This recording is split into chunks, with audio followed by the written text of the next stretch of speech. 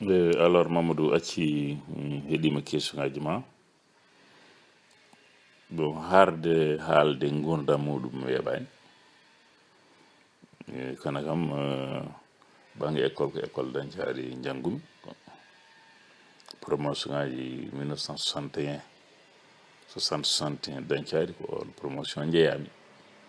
enen gudditi école dañcaari nde min gudditi école dañcaari nde noon komin sukaɓe no feewi on saaha école yiiɗa kono nden jangde ko alay sago tan par ce que wonano ɗum minen fof gorani min jinno nannede kono Allah waɗi min école ko toon Allah waɗi min janggu école donc on saaha d' ailleurs nde min naati nde ko alay sago kala joom foore alay sago dawat wadde gallol école pour fof jogui ko ciifol muɗum metane ko foti wadde alay sago caali école ko alay sago soppoyde ko alay sago so maadi ko alay sago donc min mbawi wiide minen jangde amen ko wuuro ngo fof rendi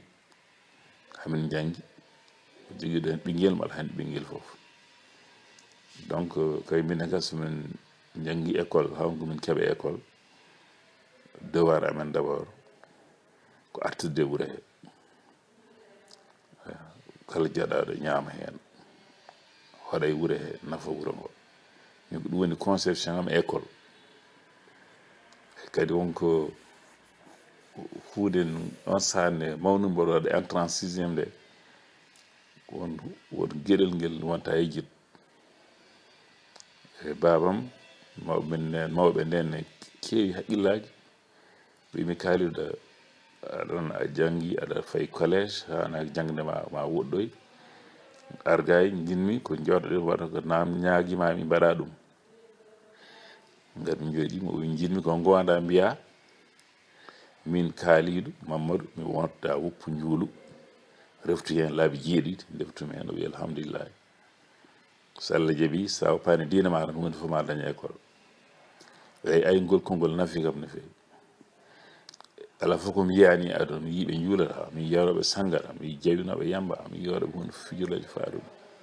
mi dañi possibilité kadi wadde ɗum par ce que ala fof mi yihani Union soviétique Chine leyɗeɗe aɗa nde fof ko sangaraji fof Allah waɗi min hay cigarette meeɗa naade hunde kam juulide kala mi mbaɗa woppude ngel komi cukalel so ngol konngol arti am tan gasi mi woɓat ɗum noon on duwawni abbimi ha hande waɗi donc yo Allah yurmomo yafomo par ce que o sankima guila mbaɗi ara e duuɓi 14 mbaɗa collége jinaɗam debbo no wuuri hande on yaare duuɓi capanɗe jeenayyi pawɗi ko duwaw muɗum e walle Allah kadi yettimi to jettimi ɗo on mbaɗa yetta Allah mbaɗa yettamo no fewi e duwaw makko e ñagoto makko Allah e wallude min suure min nafe min guila min mbawa hay batte hamin keeɓe min keeɓi ɗo donc mbaɗa yetti Allah no fewi mbaɗa yettamo mbaɗa yettimi ñamen ɗo foof e beydaraɓe miñiraɓe rewɓe e worɓe alors no gummimi dañcari janggumi collége Matam gummimi collége Matam mbanmi concours pour jangguinoɓe école normale Ndar mbanmi toon duuɓi 4 nde jaltumi nde gonmi jangguinowo mbaɗami directeur école Diandioli grève 80 sud-est ittami ɗon beddami Casamance pour sanction mi waɗama e nder hitande wotere Ziguinchor Bignona école wiyete Manguilina nami wuuro no wiye Bougoutoub guttinami toon gatirami kadi e nder Bignona ko dañitani mbanmi concours nadde université département histoire min woni premier Sénégal foof janggumi université Dakar kemi licence kemi maîtrise kemi DEA paami école normale mbaɗami professeur e bien mbanmi ɗon janggimi hakki duuɓi seeɗa mbanmi thèse am doctorat nde puɗɗimi wadde jangginowo université ana wiide mi janggini école primaire duuɓi sappo mi janggini lycée duuɓi sappo hikka waɗi duuɓi 23 mbaɗa janggini université de Dakar duuɓi 21 22 mbaɗa janggini université de Dakar donc banggue jangdam e école ko ni yaari e mboɗo yetti hen Allah no fewi noon par ce que e kadi ɗo école dañcaɗi no barkini kala école mo dañcaɗi mo waddano ene ɓuuri hewde cadre uji ene ɓuuri hewde jangguinoɓe université ene ɓuuri hewde foof avocat ji journaliste uji ala fof ene ɗum noon ko yettere Allah e yettere duwaw jinnaɓe dañcaɗi kala ko awa ɗon fuɗa e Mamadou Dia guessa fof agriculture addi ɓe waɗede région ko dañcaɗi waɗa ɗum addi maison agriculture gonɗon o ɗum addi ɗum mahede ɗon Ibrahima Ndiaye woni ɗon ministre de l'intérieur o Linguirnajo on ko Bam kañum addino ɗon donc ko ni banggue jangde e ko ni yaari donc kala jaltuɗo école dañcaɗi Allah en yetta yo yettu jinnaɓe yetta dow haw gila to wonno kala sel gotel ha woni kala sappo e ɗiɗi ha woni école uji ɗiɗi ha woni école préscolaire ha waɗama collège ha waɗama hande lycée e kadi Allah waɗi kadi jelɗo hen école ha woni ministre éducation nationale ardade Sénégal foof Allah waɗi kadi no goni ministre éducation nationale e Afrique foof mi waɗi représentant kala ministre éducation Afrique mi ardima ɗum to wiyete partenariat mondial pour l'éducation ministre uji tati e aduna e fof meeɗi heɓde prix des Nations Unies pour jangde sukaɓe rewɓe ko min o ɗum ko yettude Allah no fewi woni kadi président ministre uji éducation leyɗele kalojo Farese foof France ne hen Canada ne hen kamɓe fof ɓe hen 2008 à 2012 min woni vice président plutôt à 2010 min woni vice président 2010 à 2012 woni président ɗum fof ko dañcaɗi ɗum noon mboɗo yetti dañcaɗi no fewi mboɗo yetti Allah no fewi eyi fuɗɗinoɓe dañcaɗe ɓe Elimane Déme duwaw makko ene hen enen foof ɗum noon jetta Allah eɗen jettamo no fewi guila ta Abdoul Kader Kane neldi alma mameɓe Fouta foof ha laddiɓe dañcaɗi ɓe gonɗo meɗan ɗon diina e dewuji meɗen ɗum noon voilà ɗum woni jabolami e ɗum ɗacci oɗo question onon sukaɓe dañcannaɓe mi salmini on min Kalidou Diallo e weltare mawde nde cuɓiɗenmi hande mbaɗmi invité e groupe o wona ɓurde yimɓe wona hay batte kono ko teddugal ma ngal dañcaɗi liggama no fewi ligguiɓe dañcaɗi ne kewi ɓe minne mi artan taw min goni waɗa ɓeydumi hen noon ko yettere Allah no fewi mboɗo welti hen no fewi question ngaji ɗi mi adoro jabade e namde Doro Sidi Ba namdal makko ganal on namdi ko mande natmi e politique e hono natmi e politique hol nden min mboɗo wiide ni jibinami e politique si ɗum babam Mamadou Aminata kañum wonno gardiɗo UPS wiyatno ko UPS wonti PS e sande Sig Fadel wadde Moustapha Touré kanko ardino parti o e diwan men o e tendance Moustapha Touré won ardino on saha gila 61 62 ha 69 nde sankinde lomtima ko Bamamel lomti ɗum ko Demba Doro wonno sankino wayno kan taw PS ustima doole e wuro men to ko usti noon PS doole waɗ jeeya hen parti gadimi nadde foof wiyete ko PAI ko mesmal joɗi ardino ɗum e kadi Mouhamadou Dansoko ƴettiti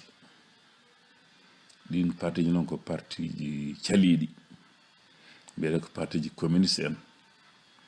jaɓano laamu tubakoɓe no jimre min ni jaɓano laamu tubakoɓe jogori en ni kadi ko partiji kadi sukaɓe mo jinno parti jiiɗa fenade jiiɗa toñangue e gadimi nade e ɗin partiji noon taw ko mbaɗo jangga Ndar hitande 1975 75 faade hannde noon woni duuɓi 42 gila nden yaltani politique ko min nanni parti o dañcaɗi première élection présidentielle woote hakkunde Abdou Diouf e Abdoulaye Wade 1983 nden gaddumi Amadou Dansokho en Sémou Patagui en gaddumi ɓe dañcaɗi campagne nden woni première fois woote dañcaɗi presque wona kartal gotal e on saha Samba Julde Allah ɓuɓan ɗum Samba Julde Sow en Omar Sall en Jarel Moussa Adama Sall en Mama Jiggele min meeɗa sertude Mamadou Mbalg en on saha ko ɓen dadnomi ha tiiɗi ko jira e leggal farol ɓen min meeɗa sertude en saha PS gagnima ɗon kono heewani ngomi PAI o ha 1988 kadi Abdoulaye Wade waddi kadi o woote Abdou Diouf nden woni première fois Abdou Diouf gonɗo e pouvoir fiya e nder dañcaɗi gagna ɗon tuggi nden hitande mboɗo wawi wiide ha hande hay goto mo en gondani meeɗa gagnade dañcaɗi koye ɗum e nder on parti PAI mi jogui makko responsabilité mawɗo par ce que mi yeehi ha membre comité central mi yeehi ha bureau politique mi yeehi ha union soviétique Moscou leyɗele kewɗe tubakoɓe pour yahande toon parti o oɗon gandi 1989 parti ji communiste en ɓe jani joni noon on saha min ko nden hira jaabi Moscou d' ailleurs gartumi nde no aduna o changire ni no mbiyata mur de Berlin yani min e parti amen ne min luuri hen e PAI wiide ahan ɓayde aduna change en kamɓe ɓe keewi change ude kamɓe Amadou Dansokho en ɗum waɗi congrès mabɓe 97 min luurde min jelte parti o hawre Djibo Ka ene feeñi minen Djibo Ka min ndendi min mbaɗi parti goto no wiye URD parti Djibo Ka o statut mum kaari no windora min adi windude fof parti o loi parti o ne lelori ni min Djibo Ka min gonde muɗum dañi député ji hakki 101 élection présidentielle ari o dañi hen no feewi deuxiéme tour waɗi hakkude Abdoulaye Wade e Abdou Diouf Djibo Ka wi wontata ko Abdou Diouf minen min jagguiri Djibo Ka yo Allah ɓuɓan ɗum janfima min gumme Djibo Ka min paye min gumme Djibo Ka min naate Abdoulaye Wade gagni woni pouvoir min gonde mum ha Abdoulaye Wade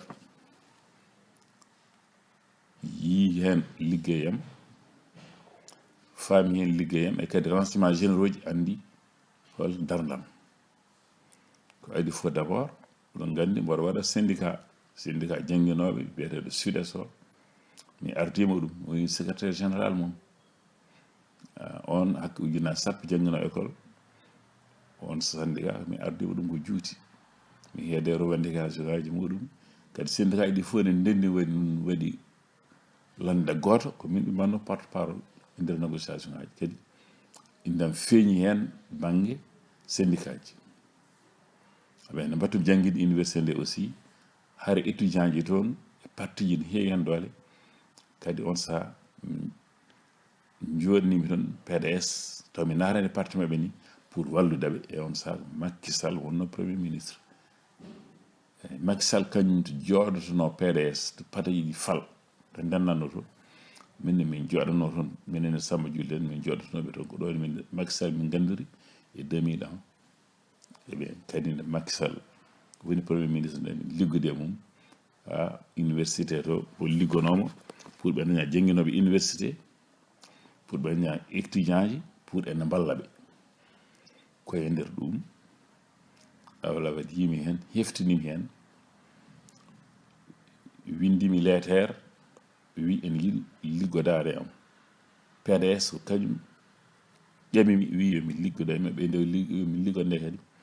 o wiyanmi waɗ militant less ala o wina kalidi min nannima hande e fodde hende dow e nder PDS comité national PDS o min nannima hen kala ko fate politique jangde kala ko fate étudiant ji kala ko fate syndicat ji haala mo haalataki tawa tawaka ko ni natirmi e nder PDS o nannimi hen ha 2007 o waɗimi invité France vacances garmi toon o wimi Kalidou min mboɗo yiɗi affaire syndicat ñi en tampini min feewi jangde nde mi nani aɗa andi hen no feewi mi nani hen ɗum janginta mi nani aɗa waɗi hen thèse ma mboɗo yiɗi jewden hen walla pamnami hen hunde seeɗa alors mi monsieur le président ɗum heƴata ɗo kono mboɗo wawi windandema rapport wonani balɗe noddimo wi ala mboɗo yaha umra makka jiiɗum ko jaaden e nder avion he jewden hen jawle gatol ni min jeehi min jaadi min garti o waɗimi nommé ministre makko conseiller toppitoɗo syndicat ji eyyi ko ɗum woni hankkadi nadde on PDS nden tan wona ene ministre taw karen ɗo on jarama ngol ɗon namdol hakkundam e maire o ko Amadou Kane ko miñam Amadou Kane ko bandam kadi Amadou Kane ko min nan ɗum politique ko haali ɗum nan fof min nannumo e génération concret donc min ɓoydi kanko Amadou Kane e kadi ndew natate politique APR omo yiɗi wonde maire kadi mboɗo jaaɓe o adi yiide yewtidde Alassane Diallo mbiyata Dialla ko seede donc min liggodima no feewi gueɗe goɗɗe en wayno leydi c'est vrai ko nde wonata maire nde on saaha oɗon gandi mi haali ɗum joni mi watani ni kono yimɓam kam gooti eɓe yimɓe gonnoɓe gondano e makko kono suka men dañcannaɓe Oumar Sall ko maire adjoint woɗɓe non toon ko responsable tawnam Ousmane en ko délégué ji Ousmane Dia en ko délégué ji e sukaɓe men woɗɓe nen toon awon Malick Sall en ko dañcannaɓe en keeƴe mairie he mairie noon so wayi noon mairie fulli goɗɗa e muɗum eɗen mbawi so dañƴaɗo itta junggumo e mairie o ko hande wona mairie donc mo jogui dalluji kewɗi pour wallude mairie o ko alors donc Amadou Kane jokkodiranno omo joguino caɗele e naati e dañcaɗe nde Allah waɗi minen katuji dañcaɗe foof e initiative maître Malick Sall ko miñam moƴƴo kadi ko seelam noddi minen foof galle mum wi minen foof min liggono wuuro ngo kamɓe fof ɓe ndendi kanko Malick Sall kanko Daouda Ndiaye Alassane Diallo Ablaye Bayla Sita Bal Soda joddi kam fof ɓe mbi an Kalidou expérience ma mo joguiɗa fof min gardinima min mbannima teddima garɗa mbaɗi gon neɗɗo goto min mbaɗi délégation min jeehi dañcaɗe min mbaɗi Batou Diakka min kaaliɓe fof keeɗi eyyi kala ko joguinomi sukaɓe ɓe liggottonomi joguiɓe expérience banggue organisation e dañcaɗe kamɓe fof mbi yomin jaa min gonti neɗɗo goto ɗum waɗa fedde nde Aliou Diop ardi nde min jahata jaɓɓoyade Macky Sall dañum voyage mo Dóor Sidi haali ɗo oɗo be on saaha min jaadani par ce que min pewjidani wayno min ko wonno ɗon ko yaade min jehiranno adana ni waɗa noon yaadi ɗum waɗi banggue politique wayno luural ni ɗon Amadou maire ogo ɓe waɗi profité noddi mi wimi grand président ne ara minen aɗa yiɗi jaɓade président mbimi ha min kay haso min tan goto min jaɓoto président ne ara dañcaɗe en ara Matam ko nokkam komi gandaɗo mi arata mi jaɓomo somin jaɓiɗima heddiɓe gonnoɓe fof min jaɓoto sowona jaɓogal goto tan min gam mi arat mi waɗa photo ñam mi waɗa pancarte ñam waɗa indam yo bienvenue on saaha Alassane Diallo nani ɗum yeehi waɗi kalis mum waɗi pancarte uji mum waɗi foof wi grand ɗum ko gueɗala mi wallima donc kanko maire o kiso noddimi o yiiɗi min ndende jaɓɓogal ngal ɗum waɗi min jaadi min jaɓɓi Macky Sall ensemble taw wona habde Malick en wona goɗɗum ala ko ni yaade minen foof jaɓi président jaɓɓungal ngal feewi no feewi. donc maire o ko gilnede min gondi min ceertani bon min jiida génération min goɗɗodiri wona min jaaha jamma jala min kalda kono so haajuji polli ngari tan min kaldat min bayrodirani min lurdani minen gondi ha joni maître Mari Sall ko noon min lurdani min kalda ñande foof minen denndi sago kala kam waɗa e wuuri o haalantama kala ko mbaɗa waɗa min haalantama Daouda Ndiaye ko noon minen fof ko noon. donc hande kadi Allah waɗi minen fof ko président Macky Sall min ballata donc mi yani luural ɗon so ɗum en nimide Allah hokkimi wadde hedde wonde pouvoir laamu nde wonko mbanmi bien Malick Sall Allah waɗi hannde ɗum ko Allah hokki ɗum e bien omo waɗa wuuri he geɗe tiɗɗe tigui rigui ɗum waɗi min settinmama ɗum e élection ɓennuɗo o. ɗum dal woni hakkudeme e maire ogo e mi haali ñande Ablaye Wade yani mbiɗa hol no ɗum wayi nde Ablaye Wade yani nde tammo dañcaɗi mi weltima premièrement par ce que mi gagnima e nder dañcaɗi e bien ndew yani nde e bien sûr en muusi kam par ce que hay goto yiiɗa liɓede kono bettani mi par ce que deuxiéme tour toujours sirani président laami so yi deuxiéme tour ne heewi yande e kadi tubakoɓe ummonoɓe union européenne ne gaari ƴewde élection ngaji ɗi ɓen waɗi fesruji en waɗi en waɗi woɗɓe mo joggodirno e mabɓe tigui hay rapport premier tour ɓe kokki kam wonnoɓe Wourossogui ɓe déjà kamɓe ɓe mbinomi président ho yanata ɓe mbinomi Kalidou Ablaye Wade ko jano so yani est ce que cikkuɗa won bawɗo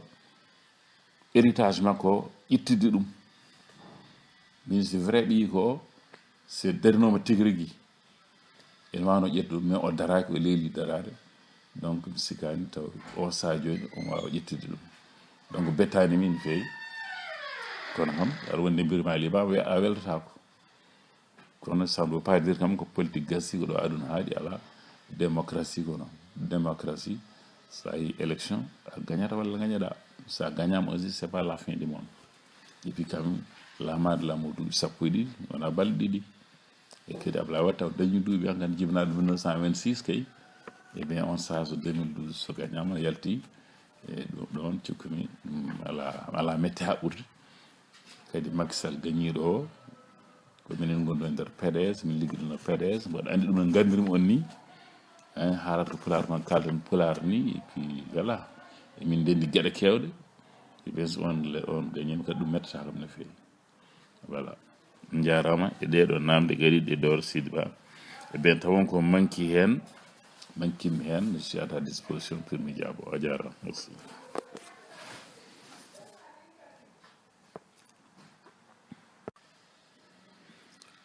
nde jaltumi nder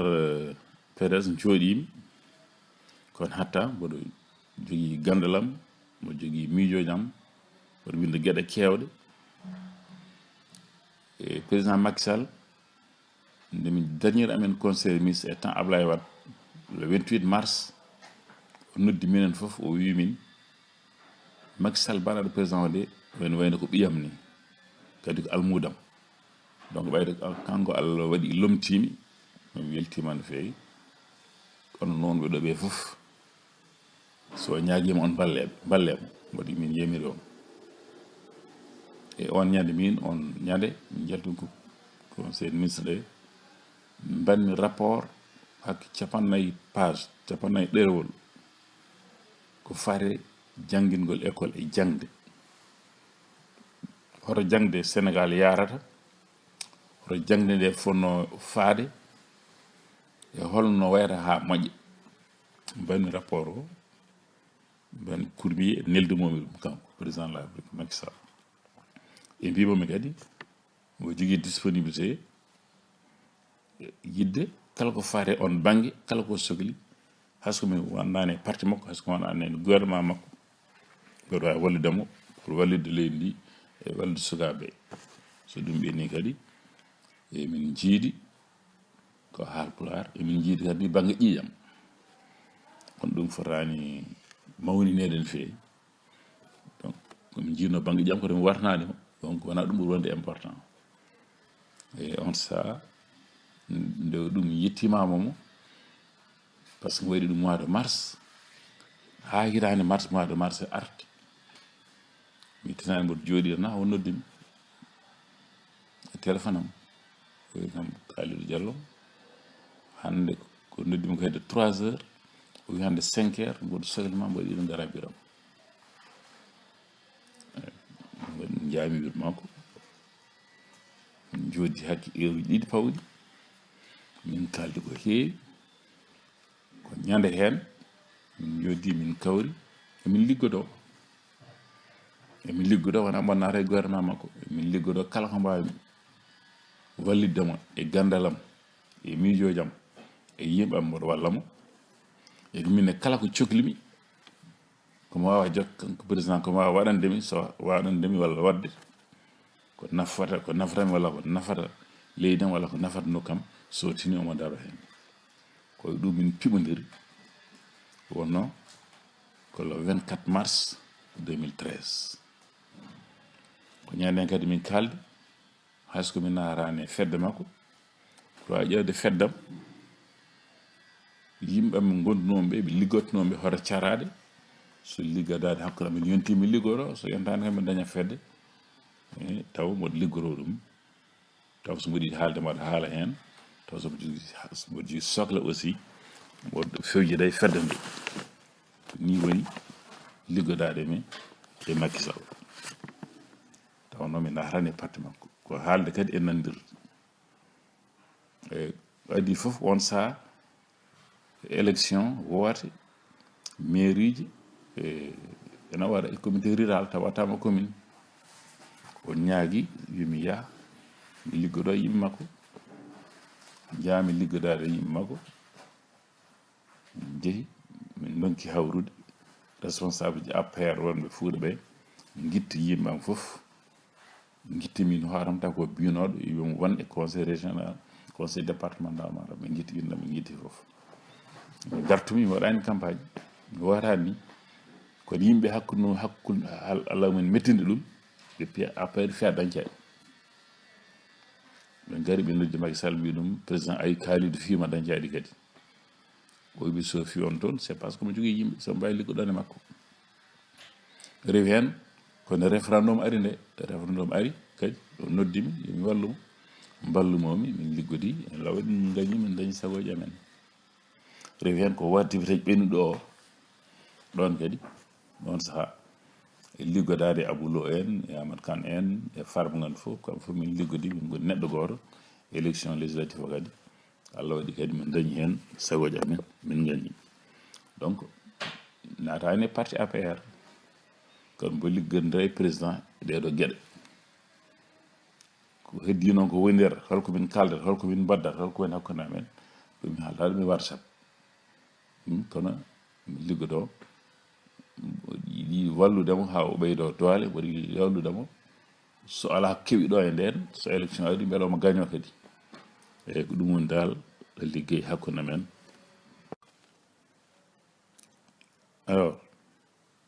nde waɗi ministre conseil nde e juin 2009 on nelimi jeunesse suisse yomi yami joɗanomo toon par syndicat ji aduna ɗi fof toon ndendata jaami toon wonani yontere mboɗo leli jamma hedde 1 heure du matin ha joom hôtel o fuggimi wimi an président de la république Sénégal en yiiɗi haalde ma kono portable ma ka ñifɗo ɗum guddit portable ma omo yiɗi kaldon guddirmi portable am o noddimi o wimi Kalidou mi wimi naam o wimi waɗi enquête e Sénégal fof banggue école banggue éducation ɗiɗo lebbi jeegom ko guerwuji leydi ndi nene hubba ɓe mbi ko an tan wawi ñifde ɗum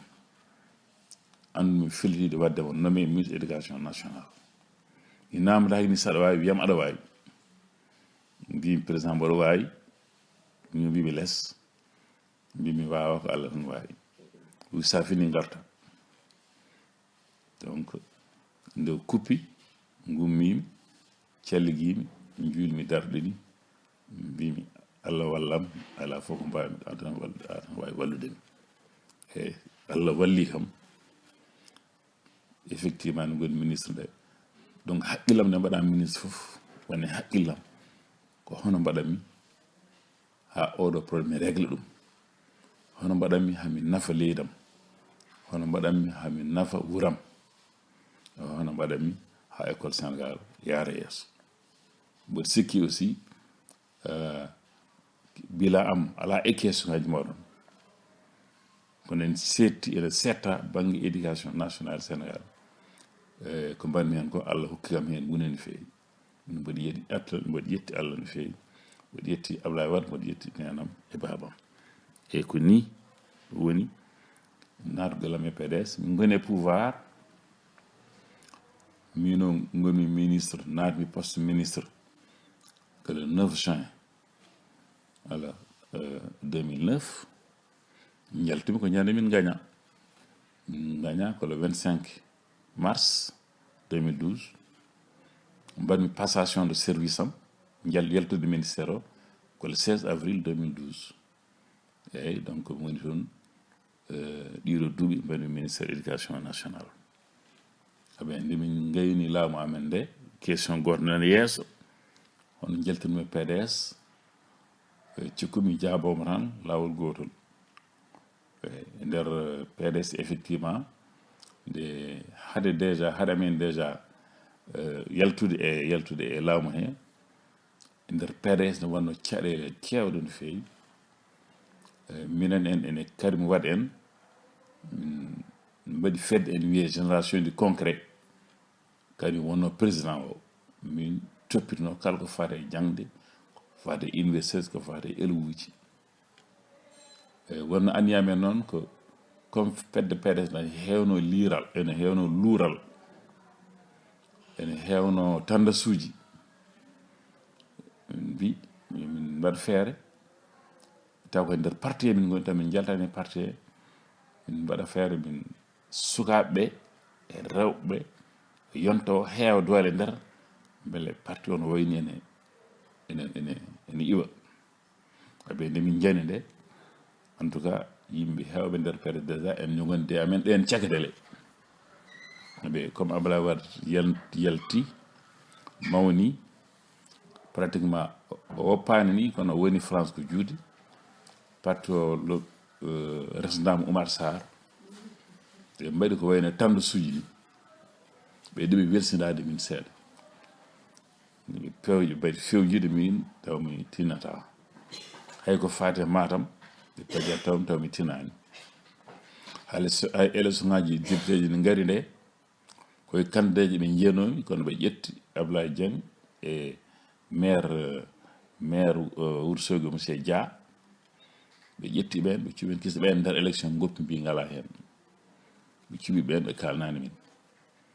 ɓen mette mbo jignoɗo men nder PDS hawre ɓiyam Mamadou ɓiyam Afam nde sanki ko sanki ko le 10 juin 2012 caggal nde min jaltinde aduna o fof duwanimama min Macky Sall e hoore mum ko opposition min do wotana ɗum ɗo duwanimama min ministre mo duwanimama min kono PDS kamɓe ardiɓe ha goto ɓe duwanani sono ɗum guehi dañcare tan gadi tournaɓe ndewi gallam ɗen mette kadi en jeeya hen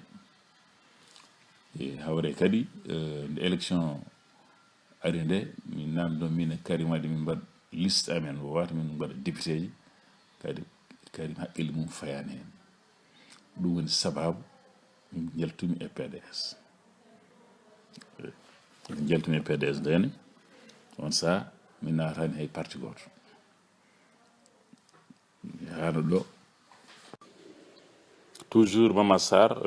question ma ɗiɗaɓo affaire pelle dañcaɗi pellital ha fayi aada eyyi ko adi fof d' abord dañcaɗi jogino wiyete ko fedde jeunesse fedde sukaɓe guila e Dakar leyɗele ɗe foof mais fedde jeunesse dañcaɗi e nder dañcaɗi teskata ɗum adi wadde ɗum président ko Samba Yero Anne galle ananɓe kañum adi wadde président e on saaha ko ñippoyde cumuji en asde boyli en ndiyam en pelɗe et puis voilà liggey remande ñawɓe en kala ko woni nafoore wuuro pelɗe toppiti ɗum woni he ardima hen mon mbalka en Djiby Haw en Mouhamadou Ba en gardima fedde nde ko juuti ha sukaɓe reɓe hen ɓe alaji bayden Amadou Malik hen ha saha hande o e on saha noon fedde nde nde ala kayitaji nde min goni Dakar nde min komi wonani Dakar ko sukaɓe men goni Dakar ɗo min mbaɗi jangga Saint-Louis gummi Saint-Louis garmi Dakar e on saha sukaɓe men wonnoɓe ɗon ɓurɓe min mbaɗi batu dañcade min mbaɗi fedde ne wiye pellital nde noon fedde dañcade premiére wadde dañde kayitaji inde yimɓe tata gone e récépissé pellital ha joni d'ailleurs récépissé ada koye on récépissé fawi Mamadou Kalidou Mouhamadou Mokhtar Sall e mino minen tato inde amen gone fedde pellital he alors fedde pellital nde jooɗi ha woni hedde les années 90 min mbaɗi assemblée générale goɗɗo min mbaɗi ada association pour le développement de dañcaɗi Mamoudou Yar An kañum waɗi rédigé stratégie ɗi fof kala ko fota waɗede démarche ji ɗi fof minen mbaɗi hen kayre lomti pellital banggue stratégie e kayre pellital o kayre adane min mi ardi mamane duuɓi sappo nde goppumi hankkadi e on saaha noon ɗi mawɓe men tigui rigui Dakar ɗo e nderno e fedde nde no fewi no fewi e Djiby Koli Allah ɓuɓan ɗum Moussa Bal an Mamadou Sarr Bama mbiyata Amadou Yaya Mamadou Diallo mbiyata Diallo ɓen mawɓe on saaha ganduɗa mawɓe ga e nderno e fedde he tigui rigui ala fof komin liggaki on saaha e ɓuure he banggue peeje e foof donc mi ardima fedde nde duuɓi sappo nde Amadou Sylla yo Allah ɓuɓan ɗum kañum lontimi e fedde aada nde kañumni ha nde yeehi nde Ablaye Bayla lomti ɗum joni e sukaɓe arɓe joni ɓe sukaɓe arɓe joni ɓe noon koɓe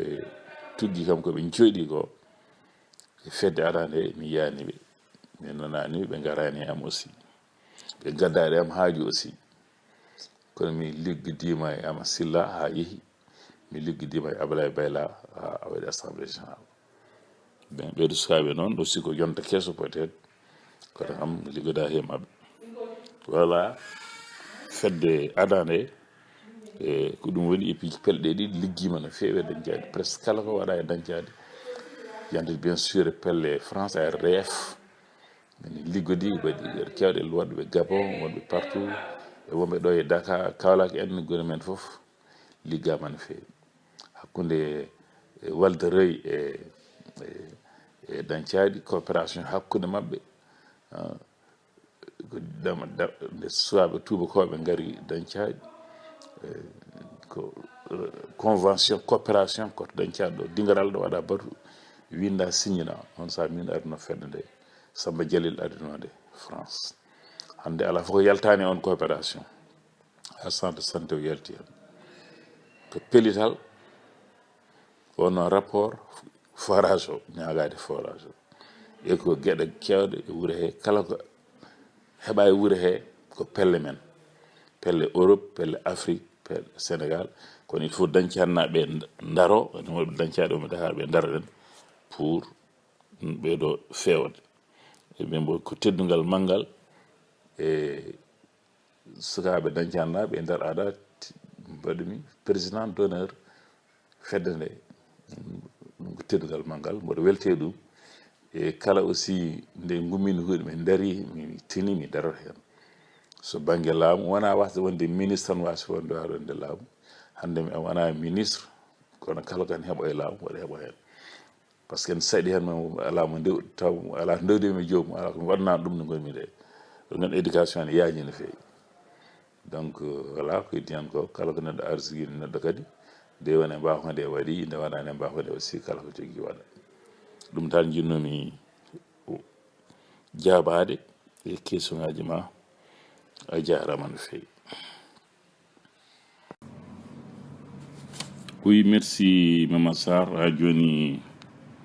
question ngaji posɗo affaire lycée dañcadi ene woodi quand même ko yetta Allah no fewi dañcadi hande ne jogui école aji ɗi primaire en jogui maternelle en jogui collège e fonno ni hikka lycée uddi officiellement mais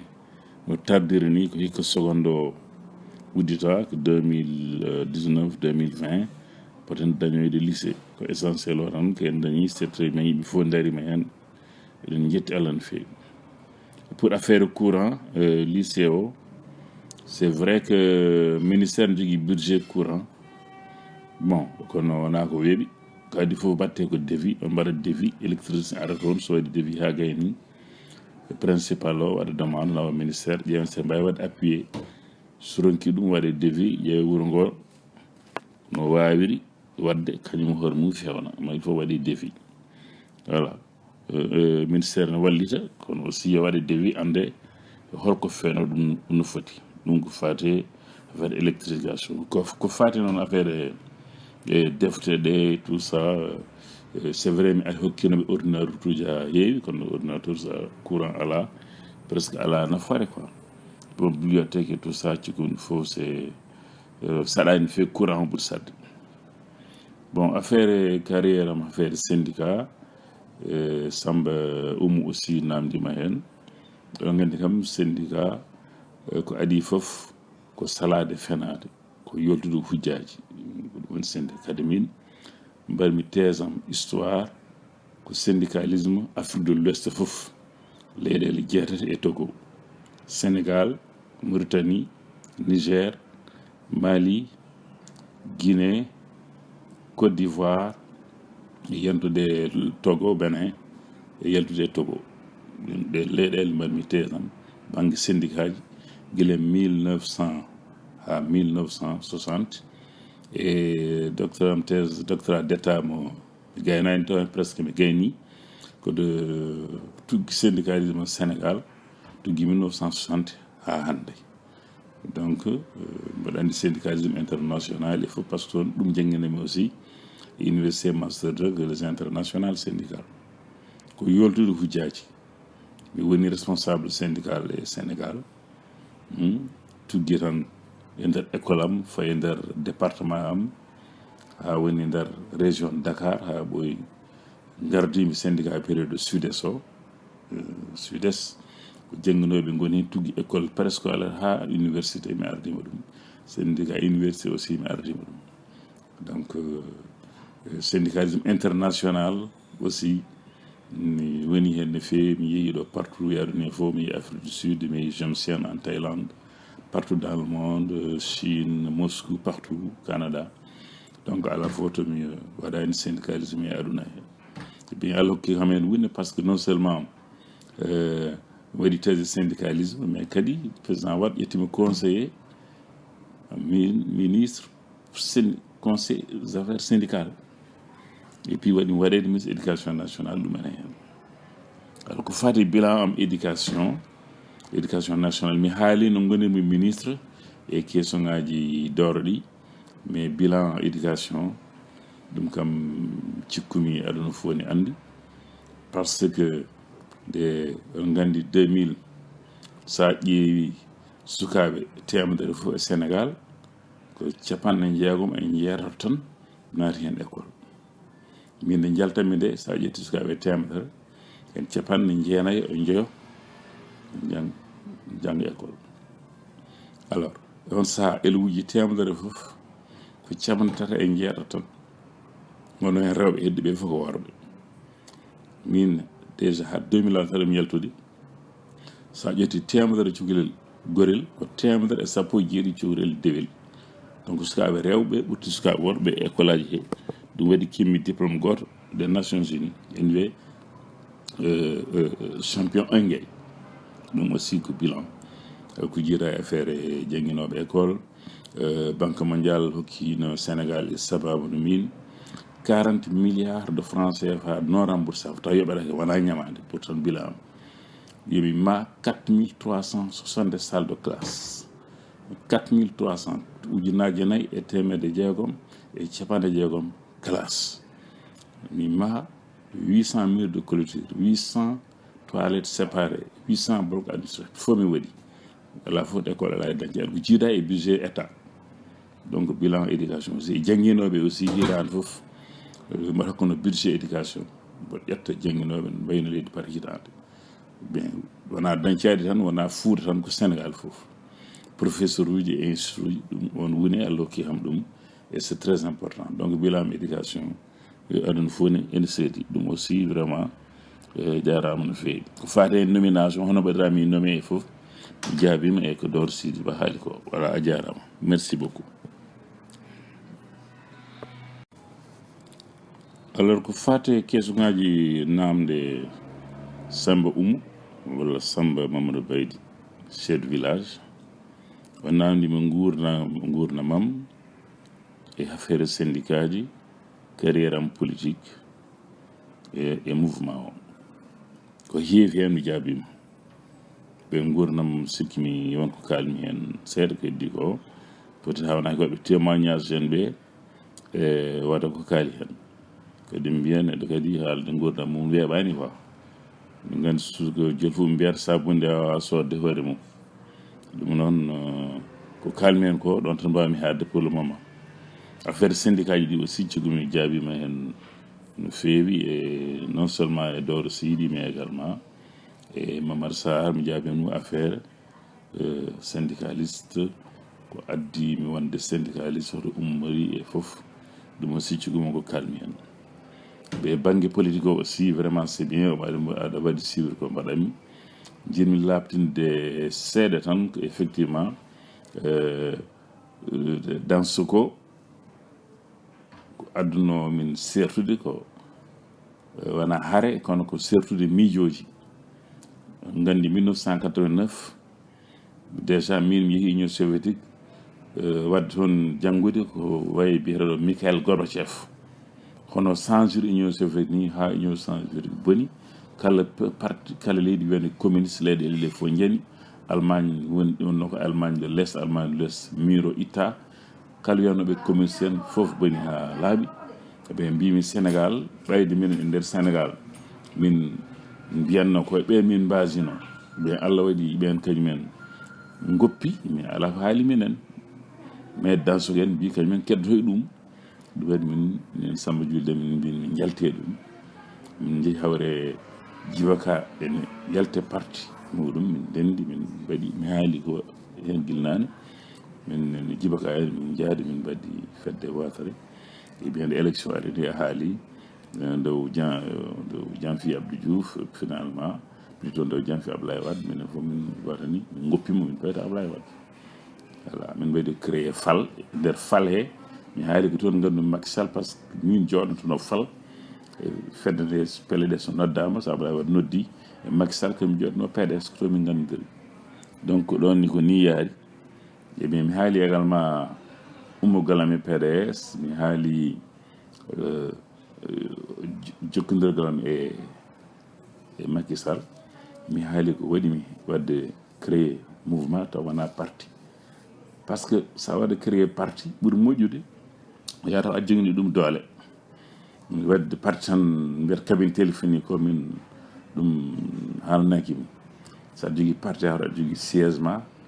aɗa waɗi wawi financé parti ma aɗa jogui yimɓe ma wona wadde parti tan pour yaade à droite à gauche aɗa ñaagoga non mouvement ɓuuri wonde léger mouvement way ko tan fedde ni eyi mouvement ko mbaɗi ɗum ko kala ko parti parno haalde somi welama mi haala e taw kadi wona alay saago mi jogo yimɓe alay saago mi waɗa bilan alay saago mi waɗa fof mais peut être janggo so doole ɓeydima walla si ɓe gonduɓe so pelliti ɓe wadde parti e koni dal ɗum haɗumi wadde parti mouvement noon ala hay récépissé mais quand même c'est important par joni mouvement o kala nde kewi somi welama mi haala ɗum noon ko ɗum pour le moment jinmi haalde ko hatta so ɗum ɗo ɗum fuɗɗima oɗon mbawi wadde complété dañi fof ɓeyde hen on jarama merci